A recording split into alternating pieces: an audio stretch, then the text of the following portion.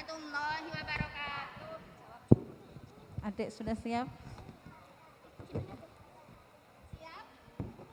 Yang keras suaranya siap? Siap. Tolong bacakan surah Al-Kautsar. Surah Al-Kautsar. Bismillahirrahmanirrahim. Inna a'tainakal kautsar fasholli lirabbika wanhar. Inna syani'aka huwal abtar. Iya. Berapa nilainya, Bu? 100. Nilainya 100. Tepuk tangan untuk Mbak Nuril. Assalamualaikum warahmatullahi wabarakatuh. Waalaikumsalam warahmatullahi wabarakatuh. Hadiahnya monggo dikasihkan.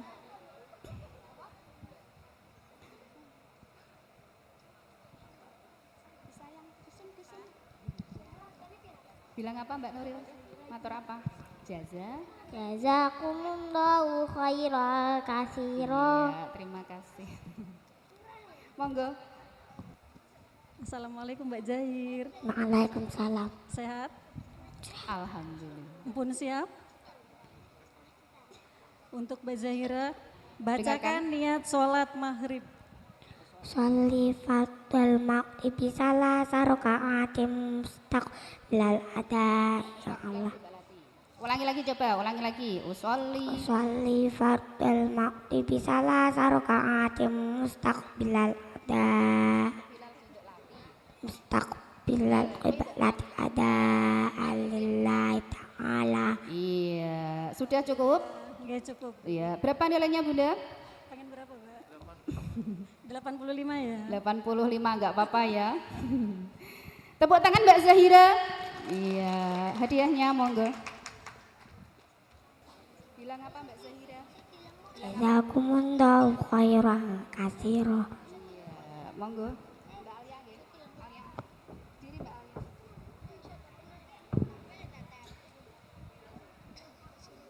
Assalamualaikum warahmatullahi wabarakatuh. Waalaikumsalam warahmatullahi wabarakatuh. Untuk di Alia, ayah ingin dibacakan doa untuk kedua orang tua. Allahumma ufirli dunubi wali walidayya warhamhuma kama rabbayani shaghira. Amin. Iya. Alhamdulillahirabbil alamin. Berapa nilainya, Pak? 100 untuk Nilai di 100 Alia. untuk Mbak Alia. Tepuk tangan dong Mbak Alia. Monggo hadiahnya.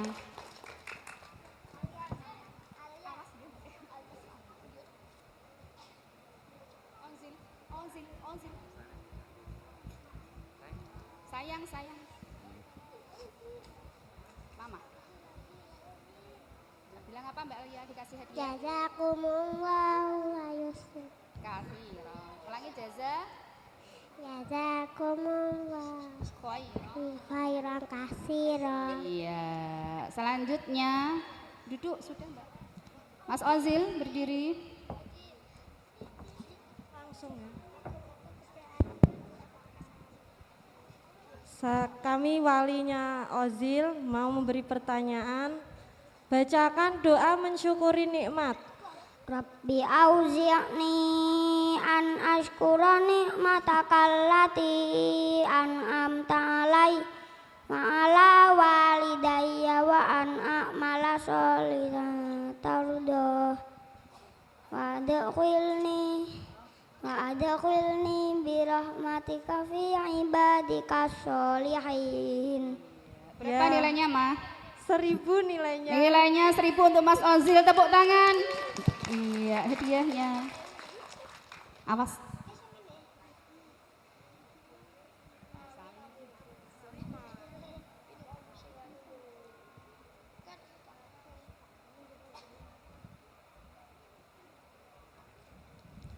Terima kasih. Karena keterbatasan waktu, sesi imtihan kami cukupkan sekian. Nanti untuk orang tua yang membawa hadiah bisa diberikan setelah acara selesai. Nggih, nyuwun pangapunten sedaya. Kami sebagai pemandu imtihan mohon undur diri, apabila ada kesalahan kami mohon maaf yang sebesar-besarnya. nasrum minallahi wa fathun qarib wa basyiril mu'minin. Wassalamualaikum warahmatullahi wabarakatuh. Warahmatullahi wabarakatuh. Kepada Ustazah Eva Lutfiyatin Ni'mah kami haturkan terima kasih. Berikan aplaus yang meriah untuk santri-santri kita yang telah diimtihan. Berikutnya pengarahan dari Koordinator Pendidikan Al-Quran Metode Qiraati Pusat kepada Ustadz Haji Bunyamin Dahlan kami haturkan. Assalamualaikum warahmatullahi wabarakatuh.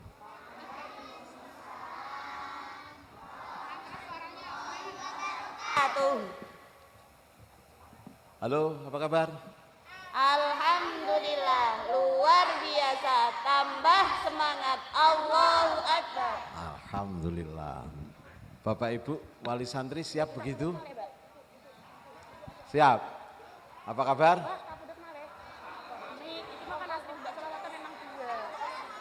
Allahu Akbar. Yang suara keras guru-gurunya. Kebiasaan saya datangnya acara khotaman, anak yang khotimin, saya panggil salah satu, ngasih soal bapak ibunya. Siap? Bapak ibu siap? Nanti kalau bapak ibu bisa jawab, anaknya saya kasih hadiah 100.000. Siap? Saya lahir tanggal 4, anak nomor 4. Saya enggak tahu siapa anak nomor 4. Ozil. Oke.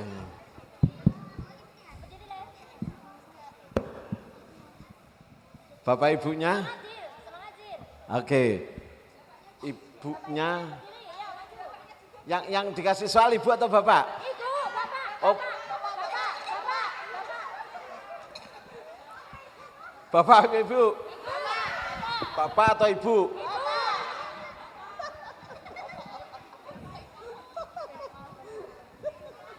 Mau ngasih soal siapa?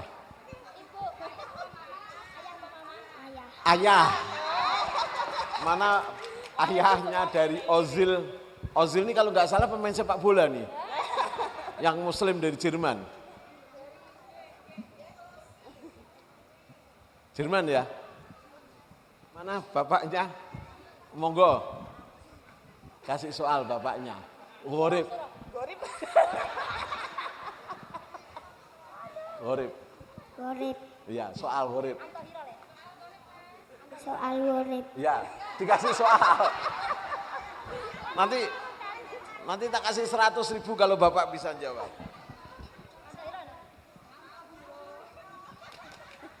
Kasih soal.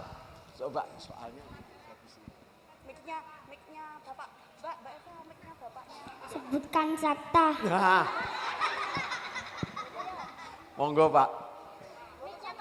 Mic-nya. Maju Pak, maju. Kalau bisa jawab, Ananda saya kasih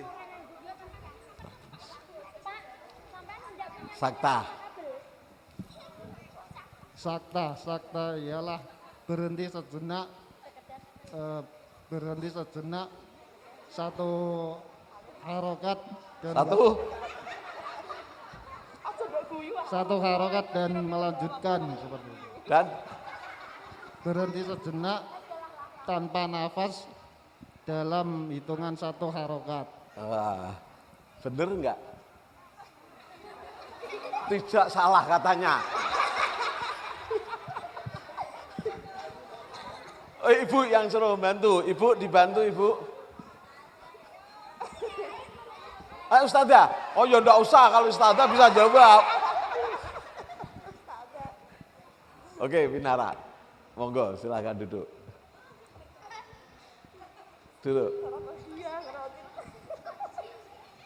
Nomor 9. 9 siapa 9? Bapak ibunya hadir?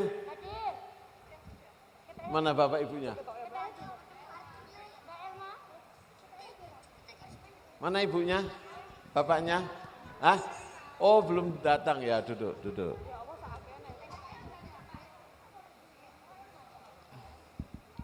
Nomor 11. Nomor 11. Nah. Ada bapak ibunya?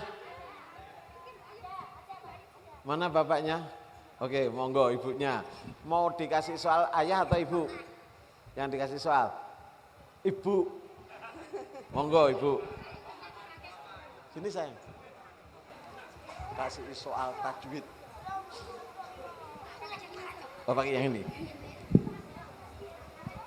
Soal tajwid apa? Terserah ya.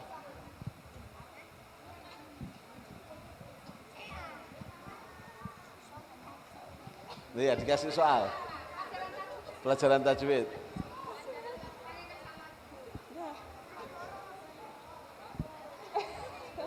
Ustazahnya Mbak Ayu, ustazahnya. Hukum nun sukun dan tanwin. Non sukun dan tanwin. Nun sukun dan tanwin. Hukum nun sukun dan tanwin dibagi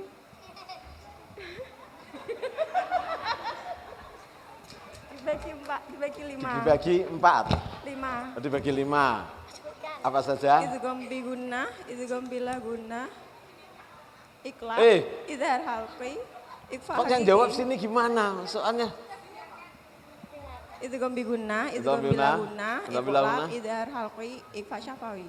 Keempat. Idgham bi gunnah, idgham bila gunnah, iqlab, idhar halqi, ikhfa syafawi. Oke, benar. Benar apa salah? Benar apa salah? Apa yang namanya hukum nun dibagi berapa?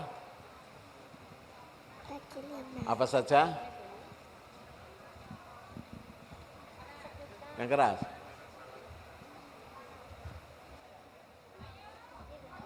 Ayo anak-anak, hukum nun sukun dibagi berapa? Sebutkan.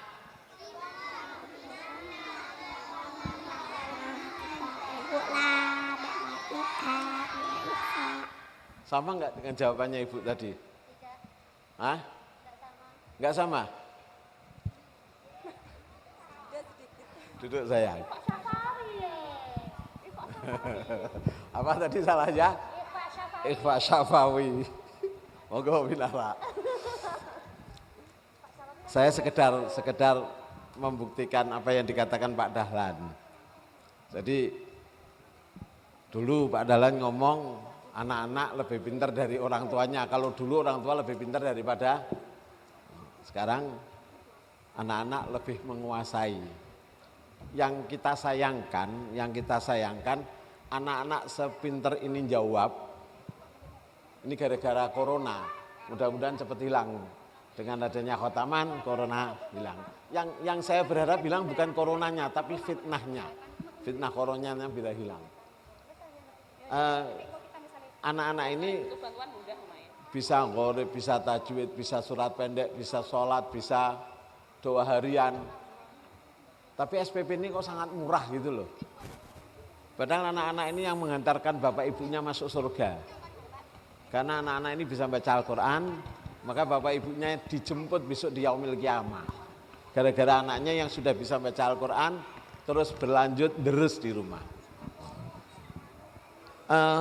Saya ada sedikit, saya sebentar karena terus terang kakak ipar saya meninggal, saya masuk Kudus dapat telepon, jadi saya minta diajukan jadwalnya, habis ini harusnya saya ke Bojonegoro, tapi Bojonegoro sudah saya batalkan, terus habis saya sambutan, saya langsung pulang.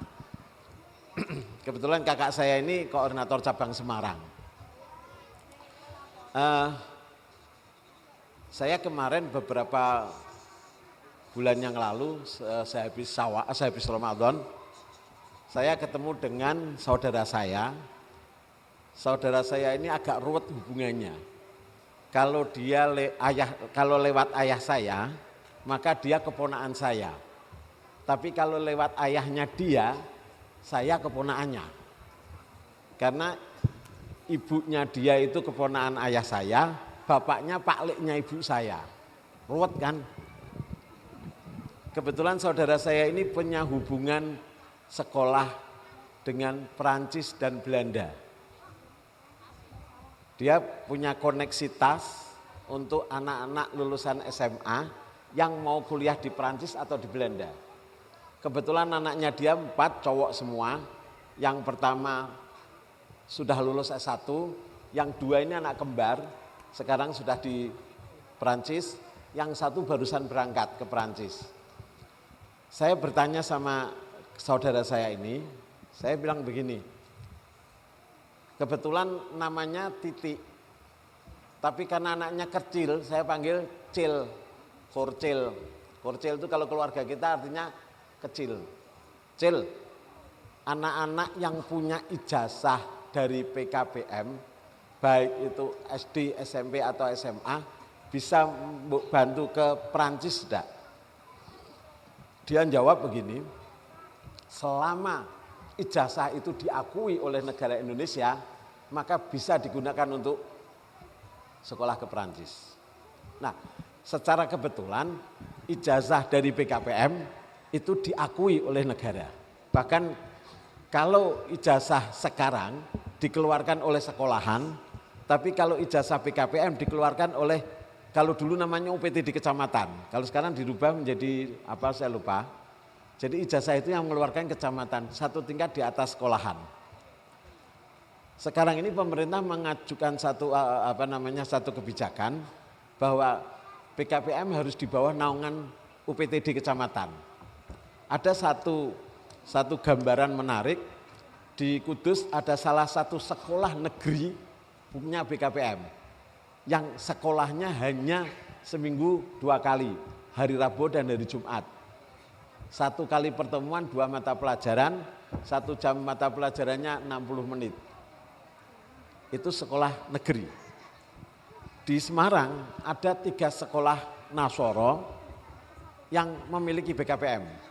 Ketika kita dialog dengan mereka, karena BKPM ini sangat-sangat mendukung program sekolahan. Pelajarannya hanya 4, anak masuknya full seminggu. Jadi anak yang masuk BKPM, SPP-nya lebih mahal. Kalau yang tidak BKPM, itu SPP-nya 1,5 juta sebulan. Tapi kalau yang ikut BKPM, SPP-nya 2,5 juta.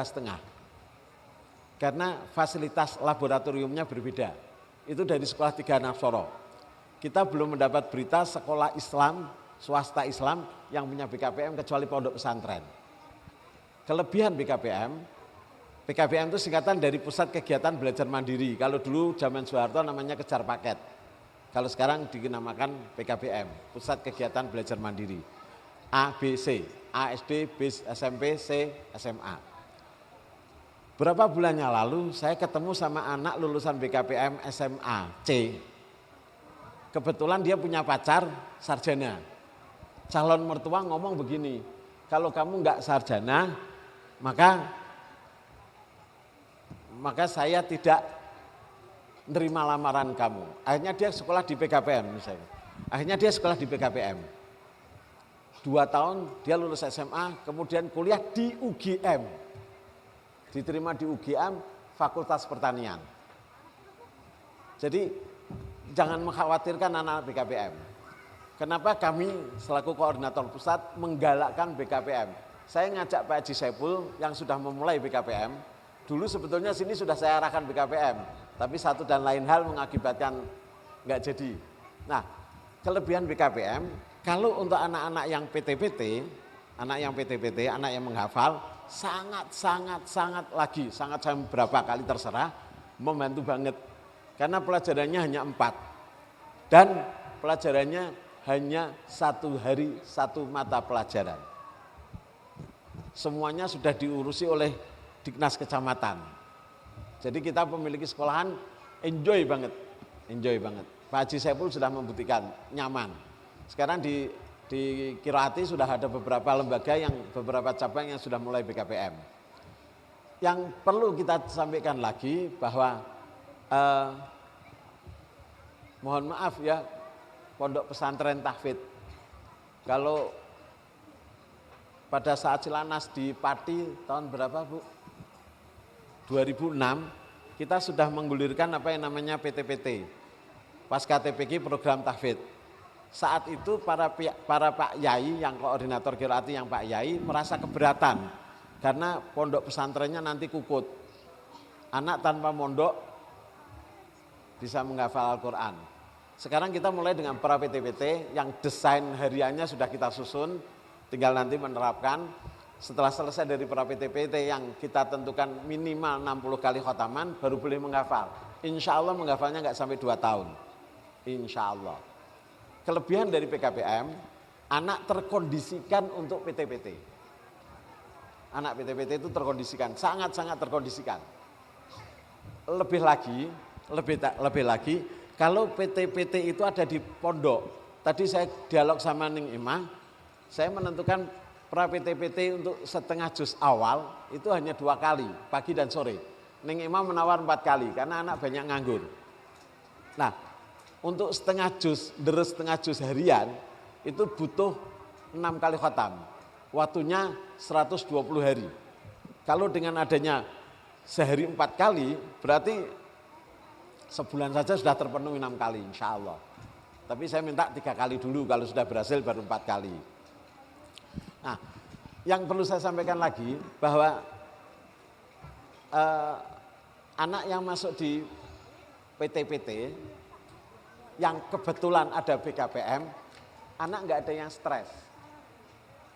Ketika anak itu sekolah di formal, dia kena beban menghafal, dia akan stres. Contohnya ada beberapa anak yang sudah kelas 5 masih juz 5, juz 6. Tapi nanti setahun itu kalau dia ikut pra PTPT kemudian ke PTPT, setahun bisa 15 juz, insya Allah. Insya Allah. Tapi ngapunten, saya sendiri tidak hafal Quran. Saya tidak hafal Quran. Etok wae. Ngatur-ngatur gitu. Yang terakhir kami ingin menyampaikan bahwa jangan sampai orang tua itu memiliki kegelisahan kalau anaknya tidak sekolah di SD. Itu yang penting. Yakini bahwa ijazah yang dikeluarkan dari PKPM itu sah diakui oleh negara. Karena di situ tercantum SINN, apa itu? NISN, nomor induk siswa nasional, juga tercantum nomor induk sekolahannya. Sehingga ijazah itu diakui. Oke? Dan ketika ijazah diakui, jangan khawatir untuk keluar negeri. Satu informasi baru yang saya terima kemarin, bahwa di Mesir dan di apa namanya, yang sekarang sedang perang nih, Yaman itu sekarang menerima anak-anak dari Indonesia. Anak-anak dari Indonesia, kebetulan program di Perancis atau di Belanda hanya memikirkan berangkat, visa dan tiket pesawat sampai ke Perancis atau ke Belanda, kemudian biaya hidup selama setahun.